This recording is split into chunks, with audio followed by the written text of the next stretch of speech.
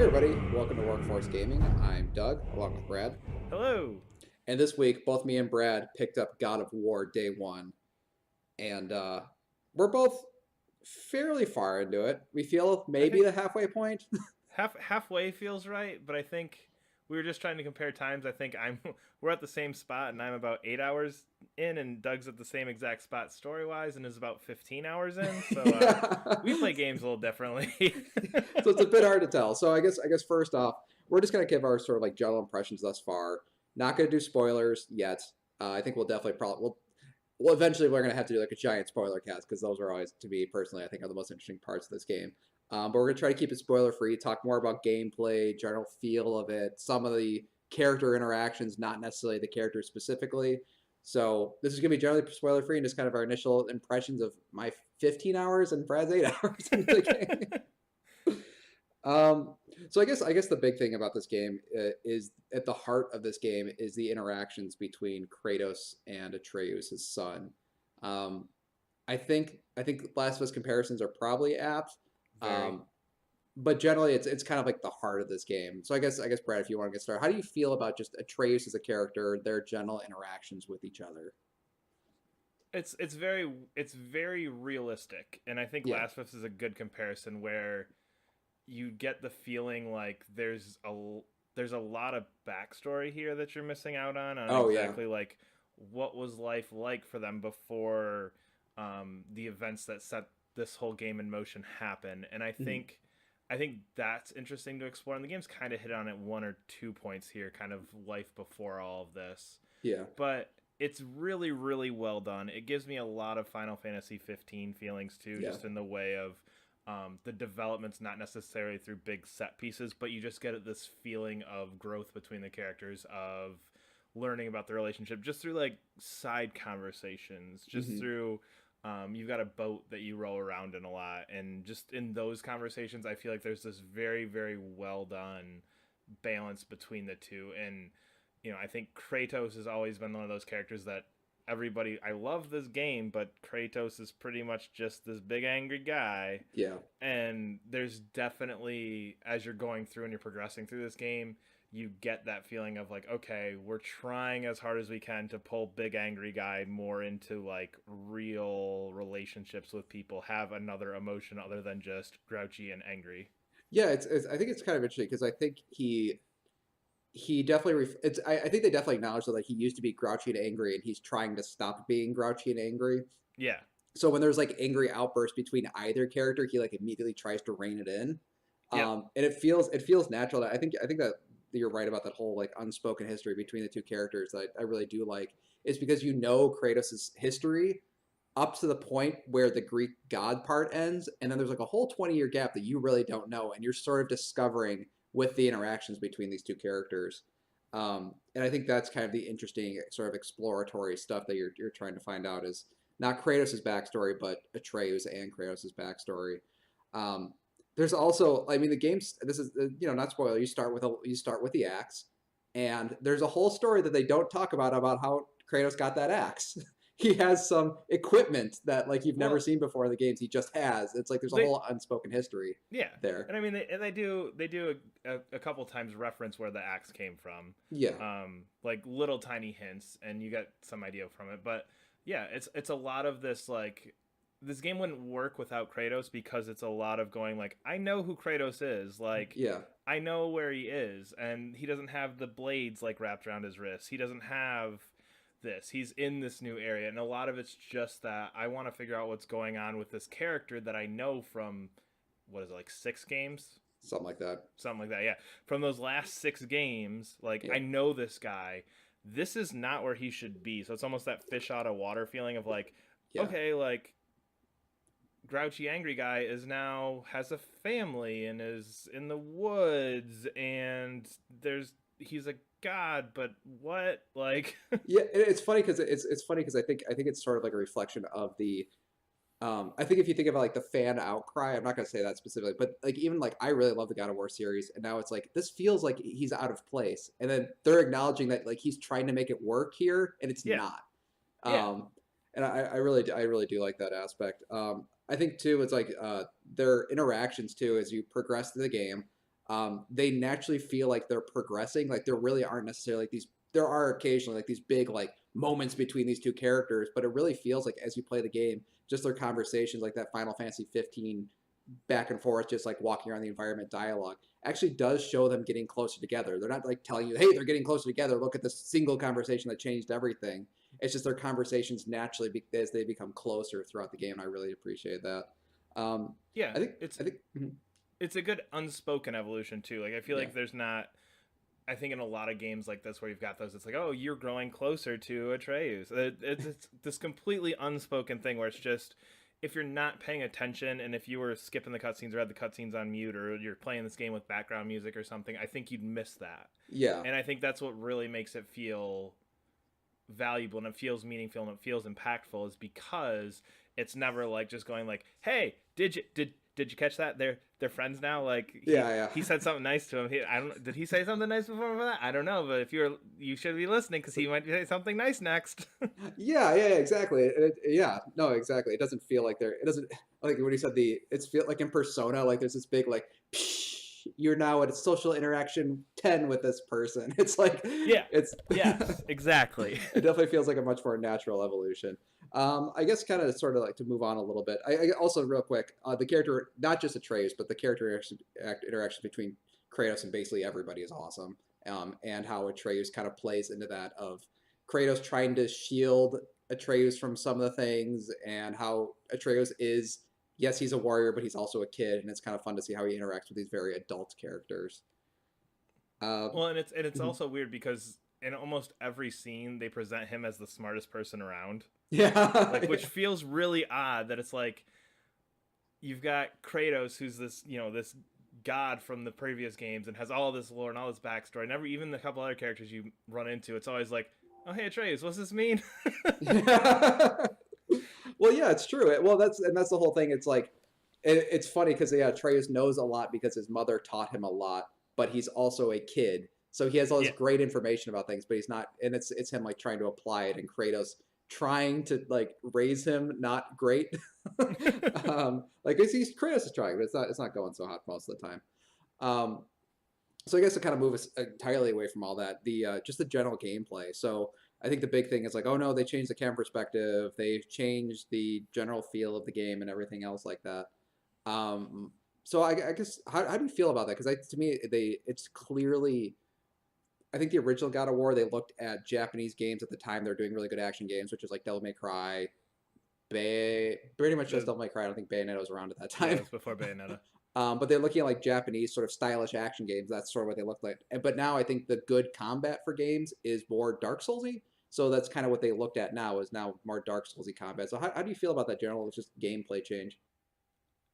It feels different. It's obviously not the same, and I don't want to say one's better worse than the other one. Like that was Hmm. my initial thought was like, okay, do I like this better or not? And Yeah, I think that's a dangerous path to go down because it's so different that I don't think it warrants comparison. 'Cause if yeah, you took the name off of it, they're very separate. But I like it. I think in my mind, I think I was telling you this. If Dark Souls and Bloodborne played like what they looked like when I was watching somebody good at them play, it'd be yeah, this. yeah. It's how when I watch them, like that looks like fun, and then I play it and I get pissed. It's like that, but actually fun to me. Yeah, I can see that. It's definitely they definitely took inspiration. It feels like how I feel about Dark Souls games. Like, oh man, everybody should play. I wish there was like a way you could make this for a larger audience, and that's what they did. Yeah, yeah, because it's definitely you. At times, you have to be patient. Mhm. It definitely feels like there are. I mean, obviously, there are some enemies that you just throw the axe at and they're done. Yeah, But there's definitely enemies that you've kind of encountered a couple times where it's like, okay, that thing could do some damage to me every single time. yeah, And you definitely have to think about the way you're approaching things, especially when you get to some of the bigger enemies. And I think that holds over really well, but it's also um and I don't want to say arcadey because it feels more, like an arcade style game, like a beat 'em up more so than like Dark Souls. Like it's oh yeah, for sure. I mean, that's what where God of War was yeah, initially, was more beat 'em up. Yeah, but I don't want to go there because it's this weird. It's a very weird middle ground between that beat 'em up Mhm. and that very patient, very intentional Dark Souls combat. And I feel like it's a great middle ground that works really really well. I'm Yeah, enjoying it a lot, and I think at this point, if you were to go back and you were to make God of War with that old combat, I think this game wouldn't get the reaction, and it doesn't feel Yeah. even right in terms of the tone and story that's going on with this. Yeah, no, for sure. I think it's definitely. I think what you were saying before. It feels a little bit more deliberate than the other ones, but it doesn't Yes, feel. that's a good word. I feel with like Dark Souls, there's like a right and a wrong way to play that, and this one has a lot of right ways, but there's definitely a wrong way to play this one. Like I feel like I actually need to be good at this combat Yeah. with God of War One. Like you don't really need to be that good at the combat. Like maybe for like later stuff, but it doesn't feel like you really need to be that good. But even on normal difficulty, like I've died a number of times Hmm. because I was not doing with the correct thing. I was not zoning characters correctly. I was not like keeping them at bay or going in at the right times and all that sort of thing. So it definitely feels like I'm thinking more, which I definitely like. I think I think the only problem I have with the combat is more of a story thing because I think the up close camera that works really well. The brutalness of it works really well. This is a more intimate combat, so I think like that I completely get. Um, it feels like Kratos isn't as strong when you're in combat as he is in cutscenes and stuff. And maybe I'm being crazy here. Like it doesn't feel like the animations like insinuate there's so much damage being done with this axe. There's so much damage because like the hits, the yelling, then all this, and I just feel like I'm never doing like a ton of damage. Maybe I'm just not like leveling correctly, but I have all of my points in strength, like all of them, and I'm trying to figure out if it's like maybe that's just like just to keep the game balanced, but it never feel like I never feel like that raw strength. Well, see, I disagree with that. That's fine. Yeah. That's no, Because that's yeah. I get that feeling from the old God of War games where it's just like Oh I'm yeah. just poking at him until I can do my finishing like quick time event, and Yeah. then like, oh, look how crazy I am, and then I go back just like poking him until the little button prompt pops Oh, up. I'm not disagreeing. It's Whereas better. It's much better than the whereas original one. whereas in this, I feel like when you're doing like there's one move where you hold down R2, Oh and yeah, that thing like you just level through guys with that, that one's true. Yeah. and there's a couple moves like that. So I mean, there's definitely a difference between your light attack and heavy attack. Yeah. And you can definitely feel when you're knocking guys up. I feel like you do get a good sense of that, but again, going into some of those quick times, I think they're called stun events in this or something like that. But Yeah. when you go into those, you definitely do have that like, oh, okay, yeah, no, he's much stronger than. Oh yeah, no, there. that's what I'm saying. Like And like the lead up to that though, like I feel like the visceral attack's like yes, and yeah, then but I think that's what it needs to be, and I think that's yeah, one of those things where it feels like, okay, I knocked this dude down, and the stun meter seems to make more sense to me than what it was in prior God of War games, wherein I guess we should almost explain that a little bit. So instead of prior God of War games where you're just hitting a guy, hitting a guy, hitting a guy, hitting a guy, hitting a guy, oh, circle popped up, now I can do my finishing move. yeah, You have two bars now where you're affecting their health and their stun, so he might be at half his health, and then yeah, you might get that quick time event move, which feels really, really earned now versus just like, okay, yep, I hit square enough, and now he's got his circle button on top of it, and I feel like it yeah, feels earned. And the way that it works is it's not always necessarily a finisher, even on some of the smaller enemies. So hmm if you stun them right away, you hit them a few times, stun them, do one of these big stun moves, knock out 3/4 of their health bar, and there's still that little bit left where you're just like, okay, now I'm just gonna walk up to you and smack you with my axe, and you're gonna fall over, and that feels yeah. really cool to me. Yeah, no, it's cool because it takes off like exactly like whatever like a half a health bar or 3/4. So if you got a guy who's down like a quarter health and then you do it, then you can take out the rest of it. Or if you like Yeah. you're saying do it early. So it definitely feels like there's like I think just in general it feels like the combat is like way more thinking in general. I how do you feel about the close camera and the fact that like enemies can surround you pretty quickly? I thought that was interesting because I turned off the indicator of where enemies are at any given point, but when you normally play the game there's an indicator because the camera's so close, like if there's an enemy behind you or to your left or to your right, and if they're about to attack or whatever. So it's kind of interesting, like as you're focusing on one character, the other characters are still very much moving around. They're not any less aggressive, or at least they don't feel any less aggressive. No, yeah, for sure. So how do you feel about that? The fact that like it's easy for enemies to sneak up on you because I think that's a major part of the combat. Well, I think I mash X a lot. Oh, the dodge button, yeah. Oh yeah, I hit that dodge button like crazy, and you just dodge to the edge, and then you can kind of play him. I almost play it like you would in like some first-person shooters, where you kind of like go forward, and then you realize, okay, there's guys behind me, then roll it back, then kind of push forward again. So Yeah, and I think that's where, like you said, there's lots of ways to play this come in, just because it stresses me out when that arrow pops up and knowing there's somebody behind me, like, because I don't yeah, know what it is, I don't know who it is, so like just to me, it's always a matter of getting back. I don't know how you play without that arrow though, because that arrow just like it's not mhm, intrusive enough that it feels like, okay, this is like obligatorily like just cheating and being like, hey, turn yeah, around now. like you might have in like an Arkham Combat or something like that, where you've got like all of a sudden a counter button pops up. Yeah, yeah, So yeah. it definitely doesn't feel like that. It's just enough to go like, hey, just so you know, there's somebody behind you, which I think it works really well just because it gives you that sense of being surrounded Yeah. without being able to see it. And I think it's that feeling that makes the combat work really well, because you do feel like you're surrounded, even though you're only seeing maybe one or two enemies in front of you. You see that arrow and you go, oh God, I don't know what's behind me. It gives it a much more stressful feeling. Yeah, it definitely feels like you're choosing to go in, like you're more, instead of being, I think with a lot of games, like when you like really like brute force get in there, you're doing a ton of damage, like but in God of War you're much more vulnerable. The reason I was able to turn off is because Atreus actually tells you a lot of that's information. Yeah. So he'll say like behind you, and if you turn around and block, like there, whatever his behind you or to your left or to your right is, if you hit the block, if you turn like right and hit the block at like at the time he says it, it's timed for you to pull parry. Um, Oh, okay. yeah, so a lot of it is actually like I wouldn't, I mean, I would not recommend people playing it with turned off, but I do, just because I like the I turn off a lot of things because I like HUDless mostly. Um, not everything, actually mostly just that one and the compass. Um, but yeah, no, I like it. I like it. I think Atreus gives you enough information, but I do like that feeling of being surrounded. I think it's just something that definitely took me a while to get used to, because the Yeah. game definitely plays to its own rhythm, and it's not the original God of Wars. No, not at all.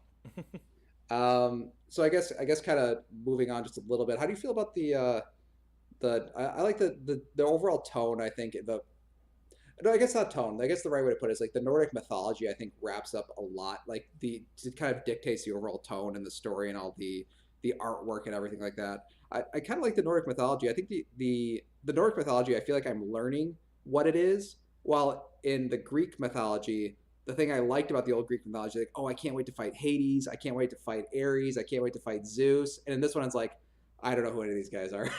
Yeah, that's the cool thing, is there is that lack of knowledge, and I think that kind of hit me like halfway through. I'm like, I feel like I should be, what, wait, who should, there's Thor and Yeah, Odin. Odin. Oh yeah, I guess there should be more people that I should be looking for, and it is cool just because you don't know what's coming. Whereas I think Yeah, as soon as something pops up in one of the previous ones, you go like, oh, that's okay. Yep, that's Hades. Okay, cool. All right. Oh wait, is this? Oh yeah. Okay, Kronos. Okay, we're in the Titans now. Okay, I know. yeah, There's for whatever reason it may be, like I feel like most people have a little bit more of that knowledge of Greek mythology, and Norse mythology is this random thing that's been kind of shoved off, and not many people know a whole lot about it. yeah. Obviously, ourselves included. And I think it is cool just kind of discovering and learning more about this mythology as you go through.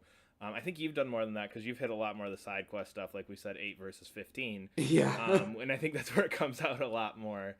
So, like, what are your feelings about this? Because I mean, I feel like it's more ingrained in the side stuff, just because as you're doing the Yeah. side stuff, it's giving you like, oh yeah, here's some backstory of this part of the universe. Here's some backstory of where this character came from, versus the main story, which is really focused on Kratos and Atreus. Yeah, the Nordic mythology though is really kind of interesting because they do explain a lot of stuff in the back, in like the side story stuff, and most of it is like everybody's an asshole. Like probably more so than like Greek mythology. Um, there's a like Thor in this one is not a good guy necessarily. Like Odin is not necessarily a good guy. Like I saw nobody Thor in this game is a Ragnarok. good guy. Atreus might be the only good guy in this game. Um, so it's kind of cool. I think they play on the fact that you're not quite sure. I think they play on the fact that you don't know Nordic mythology that well, because when an enemy starts attacking, you're like, oh, I didn't know that guy existed and can do all this crazy shit. Yeah, or uh, or when there's like a, I guess when there's like a giant monster, you, in most mythologies you generally have an idea of what they can do and what they can't do, and in this one it's like, oh, giant monsters in Nordic mythology have different powers than giant monsters in ones I might be more familiar with. um, so I really like that learning aspect. I think though, I think the one thing it does hurt though is because in the Greek mythology you're always excited to fight those characters because you know them. Like, oh, I can't wait to see that character. In this one, because you're sort of learning, you don't have that anticipation of the fight because yeah. you're just not quite sure what's going on. So I kind of like and don't like it. I think the mythology is definitely interesting. Uh, in hindsight, would I prefer they go somewhere else? Probably not, because I think that's what I just don't know as much about. So it is kind of that, do I like it? Do I not? I'm enjoying it though, for sure. Um, game's gorgeous too, and I think I think it's a lot of cool. I'm seeing a lot of creatures I haven't seen in other games, for sure. Yeah, yeah, Uh, there's definitely some newness to this, and yeah, I think that helps drive the feeling of this being really impressive visually, tonally, all that stuff, just because there's some new to it. yeah, You're not seeing the same things that you've seen in 100 other games before it. yeah, exactly, exactly, and it's not the same. And some of the enemies are kind of same, I mean, they're uh, all new outside of the ones that aren't. yeah. So I guess to kind of like wrap this up, it's getting a little long. I'm surprised now. I thought a first impression would be much shorter than this. Oh well. What are your kind of feelings on this? So this is the perfect 10 out of 10 game. This is the God's greatest gift to mankind sort of thing. Second highest rated game on Metacritic for PlayStation 4. Yeah, I obviously like only being 8 or 10 hours in or so, yeah, withholding complete judgment of this. There there's a lot to like. yeah, The number system in it makes me hesitate a little bit. Just I yeah. still don't quite feel like I know what all the numbers do. Yeah, we didn't talk And about that at all, but there's a very, very deep skill tree and a very, very deep armor combination thing that is confusing. I play Souls, I find this confusing. yeah, I it's not even so much that it's confusing from my point. Like I get it. There's a couple things I still don't know what that bar does. Yeah, And my more concern is like the reason I stopped doing some of the side stuff is it got to the point where it just was that dungeon crawly type thing where it's like you got new armor. yeah, Is it better than your old armor? Go check the numbers. yeah, And that kind of stuff just it doesn't motivate me to do anything. yeah, And I know you found a little bit more side stuff that was more story centric. Most of the side stuff yeah, I was finding at the time when I was looking around, there's a part where the game kind of opens up for a couple minutes and you can kind of choose to go explore, kind of choose the very obvious direct main path. yeah. And just after exploring for maybe like 45 minutes, that was all I was finding. And Okay, yeah, just seeing those numbers go up and going like, oh, you had the armor of blank and now you have the armor of blank. Just uh, that's one of those things that I've never understood the appeal of. And to some yeah, people, I know that's awesome and like, oh man, look how this one's like +3 extra than what it was. And yeah, I can see where that's your thing, but that's just not my thing. So that gets me a little bit. That's kind of my big hesitation right now. Um, the other part that I'm a little bit hesitant on is just because this is God of War, and I feel like in my mind, God of War games in the past are just like play for 45 minutes, big, huge ass boss fight. Play for yeah, 45 minutes, big, huge ass boss fights. There have been a couple of boss fights that are probably a couple of my favorites that are from going back to like thinking of old God of War games that I like better than a lot of the other God yeah, of War fights, and they're done amazingly well. They just seem much more spread out than what I'm used to for a God of War game. So yeah. I'm curious to see where that goes, just because I feel like the back half obviously is where you get into more of that stuff, and if we are close to the halfway point, then I think that stuff will pick up. But the first half, I want those big epic God of War boss fights, and they're not all there like they were in the other games. Yeah, yeah. I definitely don't disagree. I think that I think it makes sense those big moments aren't. I think they definitely put it in context of the game, but I definitely agree because a lot of the characters talk, and not all the big monsters are bad guys. So it's not like everything's out immediately to kill you, and I think that's kind of like, which puts it in a different frame entirely. But yeah, I definitely Yeah. don't disagree. I'm kind of with you on the number stuff. Number stuff bugs me, I think, more than you do. I think that the skill tree I think is okay. I think that like you're saying the armor sets and stuff. To me it seems almost counterintuitive to the game that is like they put the single camera in here so you always feel a part of this world, and then they have this entire system where you're hitting the pause button constantly trying to figure out numbers and shit. Yeah. They feel very they feel like they don't quite match correctly. So I mean that's kind of my big thing. I think too, just the like you're saying, the story is just in general, everything's a little bit more subtle and doesn't have those big bombastic moments, and it is just kind of like a different frame. We'll talk a little bit more about the story and stuff as well. I think we definitely need to finish the game before we talk about that stuff, and Yeah. obviously talk about like completely spoiler free. I think I just like some small issues with the game. I think I generally overlike and preferring like Horizon. I don't know. That's kind of like, but it's just trying to compare these two big games.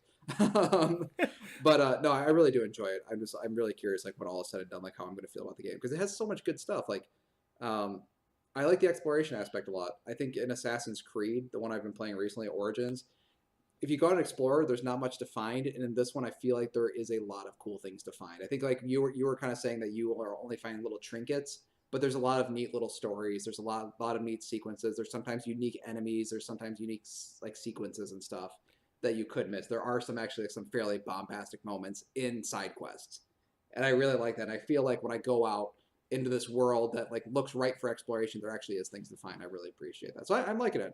I'm liking it. It kind of reminds me of old Tomb Raider games, to be totally honest. I can see that. Which I haven't gotten in a long time. So yeah, I'm pretty good. I guess we look forward to our review and spoiler cast, which I'm sure we're going to dive deep into the story stuff Yes, and the very much. bosses because some of the stuff we're like trying to keep quiet. It was pretty damn cool. Yep. Yep. So we are Workforce Gaming. If you guys like what you heard, you can always follow us on YouTube at Workforce Gaming or subscribe to us whatever you're listening on. We'll see you guys next week. See ya.